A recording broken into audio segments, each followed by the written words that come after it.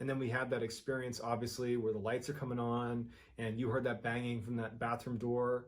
And then just a few days ago, I heard voices coming from the hall and I heard someone coughing in the basement and I smelled smoke and there was no one there. And so they start going back and forth, exchanging stories of just how uncomfortable this place made them feel. And so they're wondering what they should do about this. And Dave has this idea.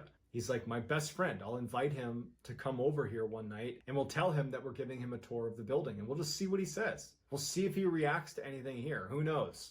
You know, maybe something strange will happen and then we'll have another person validate it. Morgan thinks that's a good idea, and so Dave reaches out to his best friend, Greg. Greg would say that he was a little bit surprised to be getting this offer to come take a tour of the theater, but he was interested, and since Dave was asking, he figured he would oblige him. And so Greg agrees to come to the theater and take a tour. So the next day, Dave and Morgan are at the theater and Greg shows up. And so they start this tour. They go in the main auditorium. They're looking around and they make their way into the basement. Morgan turns on the light and Morgan and Dave instantly see a little ways down the hall on the left, one of the doors has been opened. And so Dave and Morgan push Greg out of the way. They draw their pistols and they're aimed at the open door. And so Greg just stays behind them as Morgan and Dave make their way down to this open door. And when they get right outside the door and they're about to push it open to go inside, the door slams shut right in front of Greg and Dave and Morgan.